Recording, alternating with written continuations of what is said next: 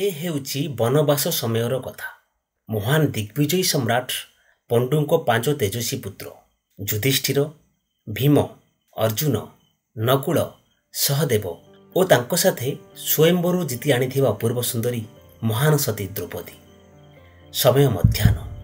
ଖାଣ୍ଡବ ପ୍ରସ୍ଥ ହାରିଯାଇ ଦୂତ କ୍ରୀଡ଼ା ଭବନରୁ 12 ବର୍ଷର ବନବାସର ଯାତ୍ରା ଓ 1 ବର୍ଷ ଅଜ୍ଞାତବାସର ପୀଡ଼ା। ଓହ କି ଦୁଃଖ! ହଠାତ୍ ଝାଞ୍ଜି ଖରାର ଦଲକାଏ ପବନ ମୁହଁରେ ଆସି ବାଜିଲା।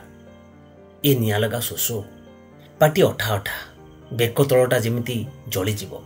ମୁଁ ଆଉ ଚାଲିପାରିବି ନାହିଁ, କହିଲେ ଦ୍ରୌପଦୀ। ହେ ଆର୍ଯ୍ୟପୁତ୍ର, ମୋ ପାଇଁ ଜଳମୁଦି ଆଣିଦିଅନ୍ତନି। ଏମିତି କହି ଦମ୍ କରି ବସି ପଡ଼ିଲେ ପାଞ୍ଚାଳ ଦେଶ ରାଜକୁମାରୀ। ସମସ୍ତେ ବଡ଼ ଭାଇ ଯୁଧିଷ୍ଠିରଙ୍କୁ ଅନାଇ ଆଦେଶ ଅପେକ୍ଷାରେ ରହିଲେ। ନୀରବତା ଭାଙ୍ଗି ଯୁଧିଷ୍ଠିର କହିଲେ, ପ୍ରିୟ ଅନୁଜ, ବୃକ୍ଷ ଉପରେ ଚଢ଼ି ଦେଖ ତ, ଶୋଷ ମେଣ୍ଟାଇବା ପାଇଁ ଯଦି କିଛି ଜଳର ପ୍ରବନ୍ଧ ହୋଇପାରିବ। ଏହା ଶୁଣି ସହଦେବ ଆଦେଶ ପାଳନ କଲେ। ହଁ ଭ୍ରାତା, ଦୂରରେ ପକ୍ଷୀମାନଙ୍କର ବିଶାଳ ଦଳ ଉଡ଼ିବାର ଦେଖାଯାଉଛି, ଅର୍ଥାତ୍ କୌଣସି ଜଳାଶୟର ଉପସ୍ଥିତି ଥାଇପାରେ। ମୁଁ ଯାଇ ଦେଖି ଆସୁଛି, କହି ଚାଲିଗଲେ ସହଦେବ। ଢେର କିଛି ବାଟ ଚାଲିବା ପରେ ତୃଷାତ ସହଦେବଙ୍କୁ ଦେଖାଗଲା ଏକ ପୁଷ୍କରିଣୀ। କାଚ କେନ୍ଦୁ ପରି ସ୍ୱଚ୍ଛ ଜଳ, ଯେମିତି ଶୋଷ ଦ୍ୱିଗୁଣିତ ହୋଇଗଲା। ତୁରନ୍ତ ପୁଷ୍କରିଣୀ ତଟରେ ପହଞ୍ଚି ଆଞ୍ଜୁଳାଏ ମିଠା ଜଳ ମୁହଁ ପାଖକୁ ନେଇ ଆସିଲେ। ହଠାତ୍ କିଏ ଜଣେ ଚଢ଼ାସୁରରେ କହିଲା, ରହିଯା, ମୋ ପ୍ରଶ୍ନର ଉତ୍ତର ଦେଇ ସାରିବା ପରେ ତୁ ଜଳ ପିଇପାରିବୁ। ସହଦେବ ଆଶ୍ଚର୍ଯ୍ୟ ହୋଇ କହିଲେ, ଏ କି କଥା? ପ୍ରଶ୍ନର ଉତ୍ତର ଦେଇ ସାରିବା ପରେ ମୁଁ ଜଳ ପିଇବି? ଏମିତି ହେଇପାରିବନି। ମୁଁ ଶୋଷିଲା ଅଛି, ମୁଁ ପାଣି ପିଇବି, କହି ମୁହଁ ପାଖରେ ଅଟକି ଯାଇଥିବା ପାଣି ଆଞ୍ଜୁଳାକୁ ପାନ କରିଦେଲେ। ମୋ ତଣ୍ଟି, କହି ଜ୍ଞାନଶୂନ୍ୟ ହୋଇ ଭୂମିରେ ମୂର୍ଚ୍ଛିତ ଭାଇ ଟଳି ପଡ଼ିଲେ। ଆବଶ୍ୟକତାଠାରୁ ଅଧିକ ସମୟ ବିତିଗଲା, ଏଯାଏଁ ସହଦେବ ଆସିଲାନି ଯେ। ଏହା କହି ବିବ୍ରତ ହୋଇ ପଡ଼ିଲେ ଧର୍ମରାଜ। କିଛି କ୍ଷଣ ପରେ ବଡ଼ ଭାଇ ଯୁଧିଷ୍ଠିର ସାନ ଭାଇ ନକୁଳଙ୍କୁ ଏ ପରିସ୍ଥିତିର ସମାଧାନ ପାଇଁ ପଠାଇଦେଲେ। ନକୁଳ ବି ସମାନ ଭାବେ ଯକ୍ଷର କଥା ନ ମାନି ଜଳ ଗ୍ରହଣ କରି ମୂର୍ଚ୍ଛିତ ହେଲେ। ପଛକୁ ପଛ ସମସ୍ତ ମହାଯୋଦ୍ଧା ଅର୍ଜୁନ, ଭୀମ ମଧ୍ୟ ସମାନ ଦଶାର ଶିକାର ହେଲେ, ଆଉ ଯକ୍ଷର କଥା ନ ମାନି ଯକ୍ଷ ମାୟାବୀ ଶକ୍ତିର ଶିକାର ହେଲେ। ପରିସ୍ଥିତି ଅପରିବର୍ତ୍ତିତ ରହିବାରୁ ଦ୍ରୌପଦୀଙ୍କୁ ନିକାଞ୍ଚନ ବନର ବିରାଟକାୟ ବଟବୃକ୍ଷ ଛାଇ ତଳେ ଛାଡ଼ିଦେଇ ବଡ଼ ଭାଇ ଯୁଧିଷ୍ଠିର ବାହାରି ପଡ଼ିଲେ ଅନୁଜ ଚାରି ଭାଇଙ୍କୁ ଖୋଜିବାକୁ।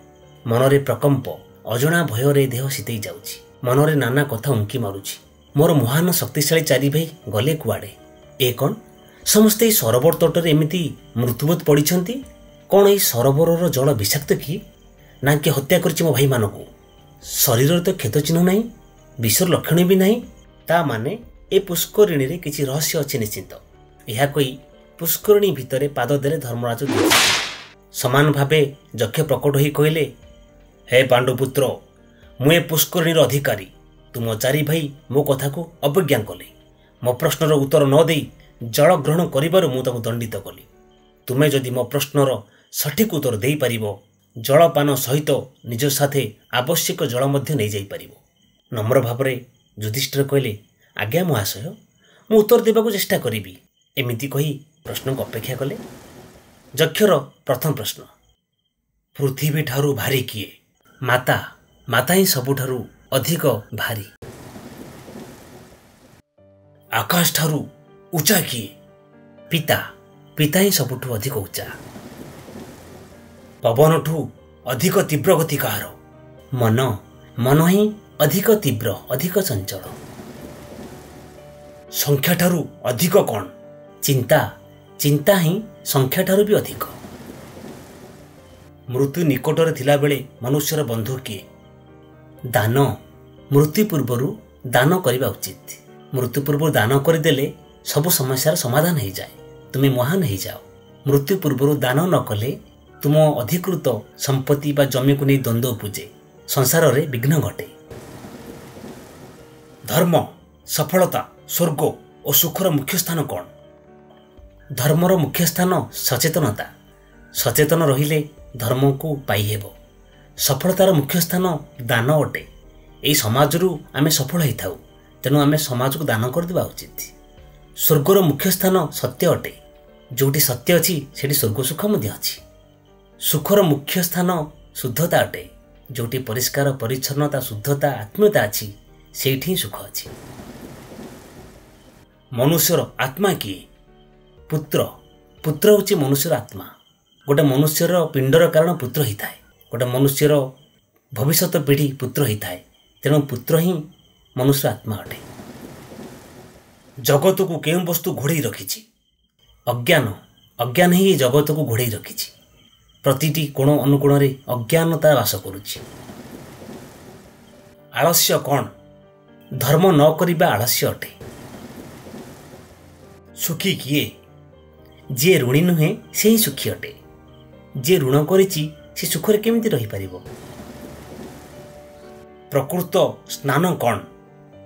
जहाँ मनर मैला धोई दिए, जहाँ मन को सफा कर दिए, से ही प्रकृत स्नान। कजलठू अधिक कला किए? कलंक। कलंक ही कजल ठारू अधिक कला।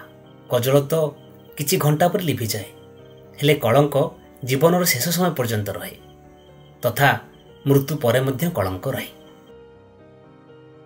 समाजर श्रेष्ठ धर्म कौन? दया ही समाजर श्रेष्ठ धर्म। उच्च वर्ग लोक निम्न वर्ग को दया करिया उचित। मनुष्य पशुपक्षी को दया करिया उचित। दया ही समाजर श्रेष्ठ धर्म अटे। काहाको बसरे रखिले शोक हुएनी। मन को संयत कले दुख हुएनी। मन को संयत कले शोक हुएनी। मन ही सब दुखर कारण अटे। लज्जा कौन? न करिबा योग्य जिनिसठू दूरे रहिले भल। न करिबा योग्य जिनिस ही लज्जा। दया कौन? समस्तक पे सुखर इच्छा करिबा, समस्त मंगल कामना करिबा, से ही दया। राष्ट्रर मृत्युर कारण कौन अटे? अराजकता। जेउठी अराजकता अच्छी सेठी राष्ट्र नष्ट हो जाए। वास्तव में ब्राह्मणर परिचय केमिति जना पड़े? कूलरू ना शिक्षारू ना शास्त्र ज्ञानरू? हे महाबाहु, कूल शिक्षा शास्त्र ज्ञान ब्राह्मणतार परिचय दिए नहीं। ब्राह्मणर परिचय निसंदेह सचरित्र अटे। भल चरित्रर शूद्र मध्य शास्त्र ज्ञान थाई दुश्चरित्र ब्राह्मण ठारू भी श्रेष्ठ अटे। धर्म कौन तर्करे अछि? ना, तर्करे धर्म नहीं। क्यों ऋषि विचारधारा अच्छी? गोटे ऋषिर विचारधारा आ गोटे ऋषिर विचारधारा अलगा। तांको भितरे मतभेद भी थाई पारे। कौनसी ऋषि पाखे संपूर्ण ज्ञान नहीं, कौनसी ऋषि पाखे संपूर्ण सत्य नहीं। ताहले धर्मर संपूर्ण सत्य कहा पाखे अछि? व्यक्तिर हृदयर गुंफारे ही सत्य अछि। सबुठु बड़ आश्चर्य कौन अटे? सबुठु बड़ आश्चर्य कथा हेउछि सबु व्यक्ति जानिछंती मृत्यु ही सत्य, तथापि सेमाने भाबंती जीवनर अंतिम सत्य मृत्यु नुहे। हे युधिष्ठिर, तुमे उत्तर ठीक देइछ। मु अत्यंत प्रसन्न। तुमे जदि चाहिबो तुम चारि भाईक भितरु जनक जीवन मोठारु भिक्षा मागी नहीं पार। जदि आपण मते जनक जीवन देबे ताहले मो भाई नकुलर जीवन दियंतु। जक्ष पचारे नकुल कौन पाई? तुमे चाहिए भीम अर्जुन को जीवन मध्य मागी पारिथांत। युधिष्ठिर कहले, मु मोर दुई माता माद्री और कुंती को समान भाव में देखे। जदि मु भीम किंबा अर्जुनर जीवन दान मागिबी ताहले मोर माता माद्री प्रति अन्याय हब। तेणु माँ माद्री गोटे संतान जीवन भिक्षा मागुछि। यह शुणी बहुत खुशी होगले जक्ष आउ चारि भाई को जीवन दान देदेले। मानव जीवन नुहई केवल वर्ष मास दिन दंड, कर्मे जीए नर कर्म एकातार, जीव नर मान दंड। यही महान उक्तिटी को किए कहिथिले दयाकरी कमेंट रे कहतु।